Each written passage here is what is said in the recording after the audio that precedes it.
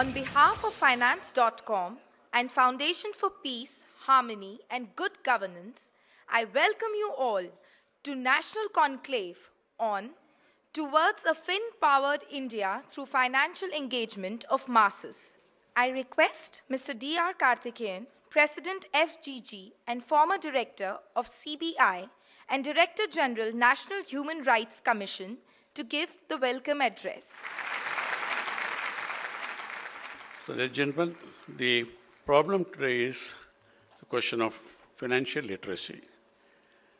To make a confession, my financial literacy itself is not good.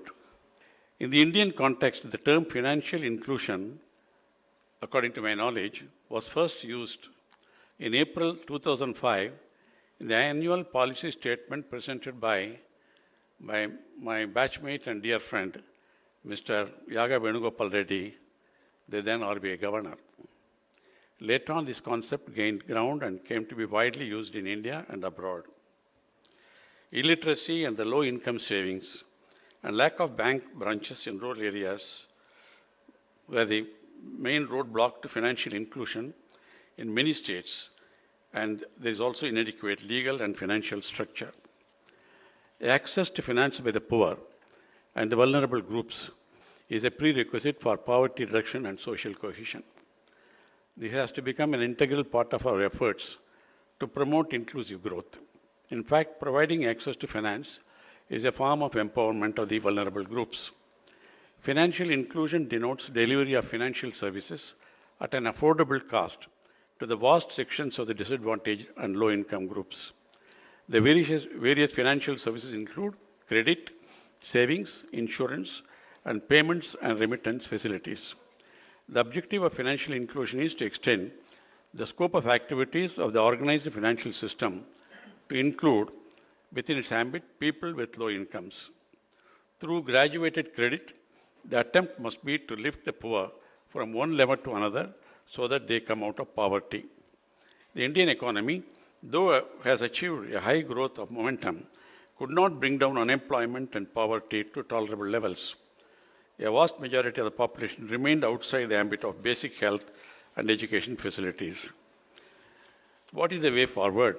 With the arrival of banking technology and realization that poor are bankable with good business prospects, financial inclusion initiatives will strengthen financial deepening further and provide resources to the banks to expand credit delivery. The banking technology initiatives meant for financial inclusion should be collaborative and innovative with an objective to reduce the transaction costs. Financial inclusion, along with the developmental programs, will lead to an overall financial and economic development in our country, and as in the case of for most developing countries, extending the banking services to everyone in the country will be the key driver towards an inclusive growth. Now, on behalf of all of you, all of us, I have great pleasure in welcoming Mr. UK Sinha, the Chairman, SEBI's Securities and Exchange Board of India. Finance has been a very exotic subject. It has been known to be so technical or so specific that for this very reason, it has been the prerogative of only a selected few all over the world over the centuries. However, the idea of spreading the use of finance for all segments of the society, there have been debates and efforts, but it has not been hugely successful. In India, the inclusion of the population of this country in the financial markets, so far as they are the capital market or the securities market, is quite low. If we want to expand these services, according to my understanding, there are three basic requirements. One is trust, second is ease and convenience, and third is investor education or financial literacy. Talking about trust, trust has to be restored through a variety of measures. Some of it are by way of having very clear-cut laws and rules. Some of it are by way of assuring the population that the regulatory system is effective. and it is not only acting post an incident, but it is also prepared and ready and effective in preventing any episode. And third, of course, is the action which can be taken by the regulatory system once any episode has happened or once any violation has happened. I'm happy to tell you that we have now got an integrated surveillance department, which is modern, and it is regarded by the international organizations of security commissions as one of the best in the world. SEBI didn't get into this because we are charged with the responsibility of tax avoidance or checking tax avoidance. We did it because we found that investors were being duped. So the point I'm trying to make that the original idea, the main idea is to restore trust. But for restoring trust, besides rules and regulations and laws, we have to be taking all the actions which are preventive in nature and also actions which ensure that the enforcement is quick, effective, and it is something which can create some sense of deterrence in the minds of the people. I will now like to come to my second point, that is the point of convenience. One can have trust in the market, but if it is very inconvenient, we will perhaps like to avoid going into that market, whether it is buying fish or whether it is buying a financial product. So, providing convenience in approaching the market, and not only approaching the market, also exiting the market has been our attempt. Now, the third major point is about investor education. I've talked about trust, I have talked about convenience. Now I'm talking about investor education. This is an area where a lot needs to be done. And a lot needs to be done not only by the regulator and the government, but by everybody, including the intermediaries. We have, for example, a mechanism called resource persons through which we conduct schemes and programs, not only among various professional groups, but also in schools and colleges. The message I would like to spread, not to you, but through you to the ordinary retail person is that while I would like to give them comfort about having trust in the market, both legal and administrative and regulatory system, I would like to give them a comfort that convenience is there and further convenience is in our agenda, and we will continuously try to explore that. However, the message I would like to give is that if you want to take advantage of the securities market, please advise them to come through some informed investor, some institutional investor, and come for a long-term rather than a short-term investment. Because short-term, you can have a shock, you can have a negative output. With this, I conclude my remarks, and I thank Dr. Karthikeyan and his team once again for inviting me. Thank you very much.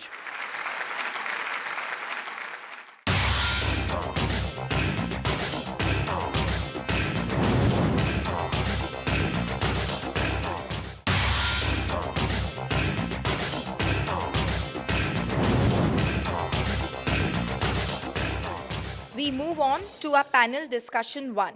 We'll be having an engaging and interesting discussion on the drivers and critical success factors for financial engagement of masses.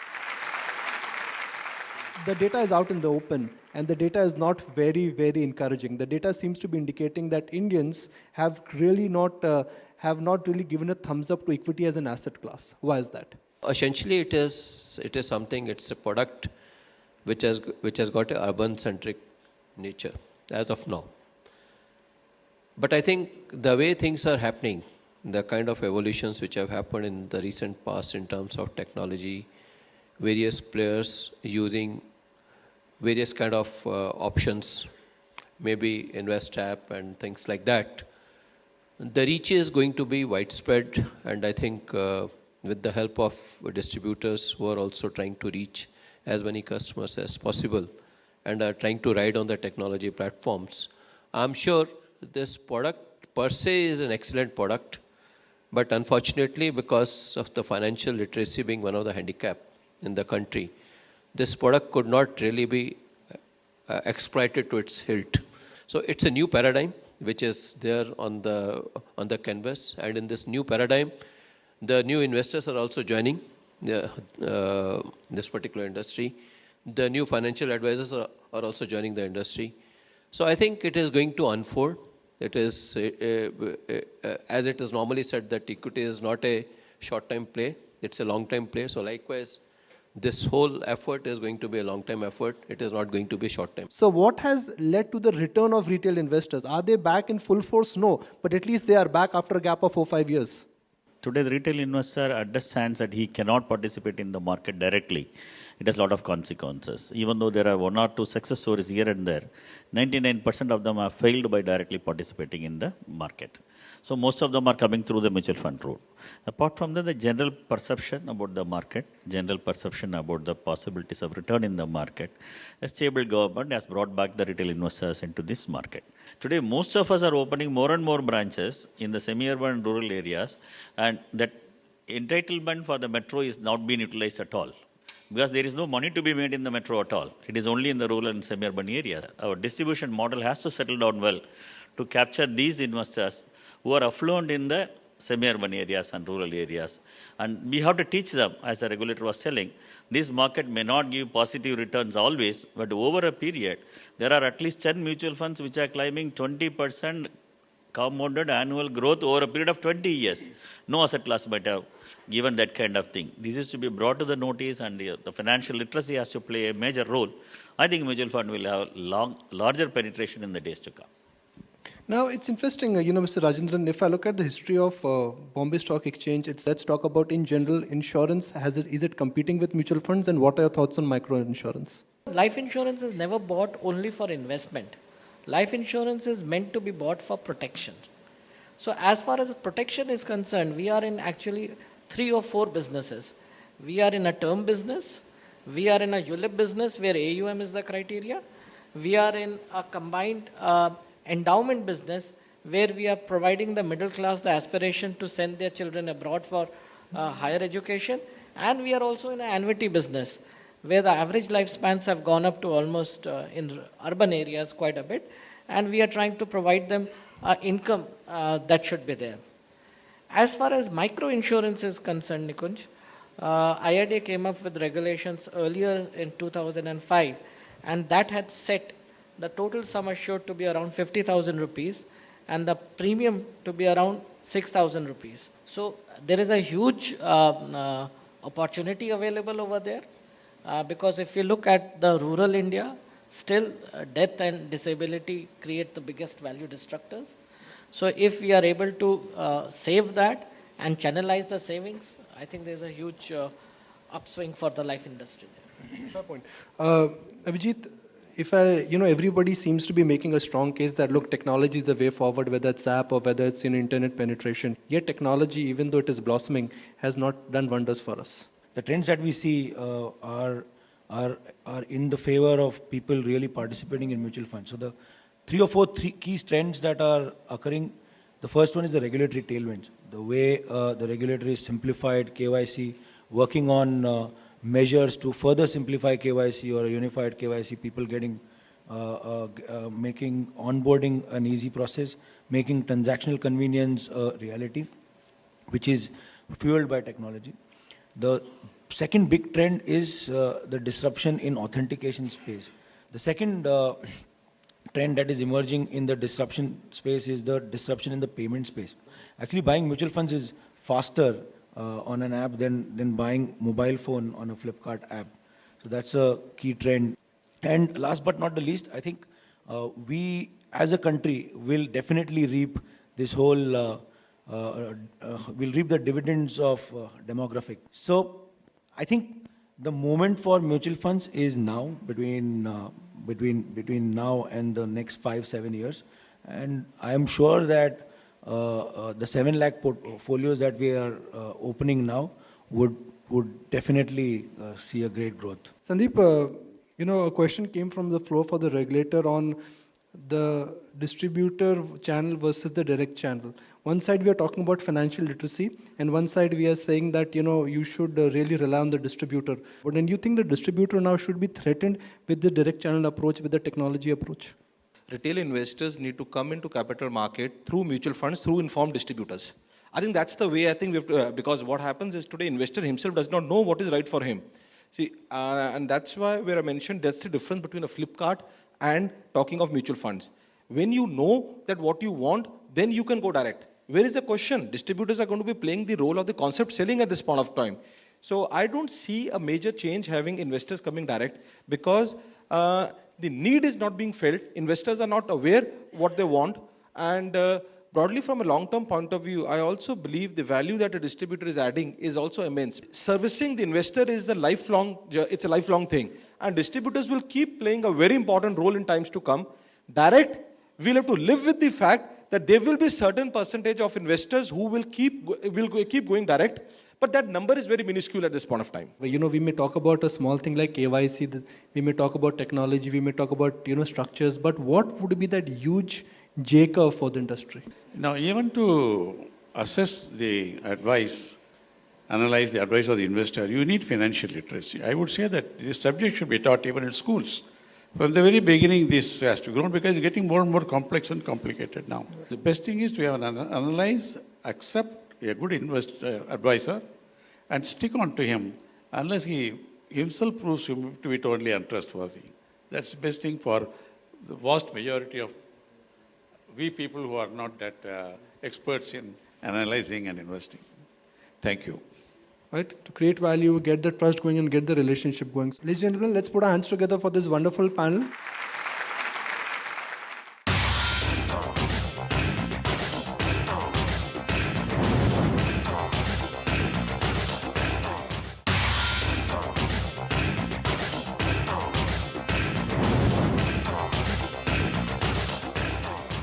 I now request Mr. Neeraj Shah to step on the dais for moderating the panel discussion. We'll first try and figure out how can financial inclusion happen by choice. And that is what we'll start our deliberations on. But Mr. Contractor, let me start off with you, and quite conversely to what I just said. I hope I'm not putting you in a soup when I'm asking you that do you think there is merit in talking about financial inclusion by legislation? I think there's a lot of merit in saying that financial inclusion should happen through legislation, because in a country like India, where if you look at the characteristics of the population here, the formal sector, which accounts for just about 10 or 12% of the whole population working force, is the one which is best served by all these financial products. And the large mass of the working force, which accounts for almost 88% of the working population, really is not served by most of the financial products which are out there in the market. And this class of customers, the people in the unorganized sector, typically have certain characteristics. Their incomes are not very high. The levels of financial literacy are very low. And their propensity to save in assets other than financial assets is quite high. So given all these features of this large mass of the population that we have, legislation is very, very important. Otherwise, a whole lot of people could be taken for a ride. That's why a regulator's presence is also very, very important. All across, when we speak to viewers, when we go to these investor camps, one thing that we realize that investing in India is just not mature enough. Absolutely, Neeraj. We lack financial maturity, and that's driven by various social as well as environmental impacts. So we always say that my children are my retirement solution. Most of them will get disappointed as kids become American. We also always say that equity is risky.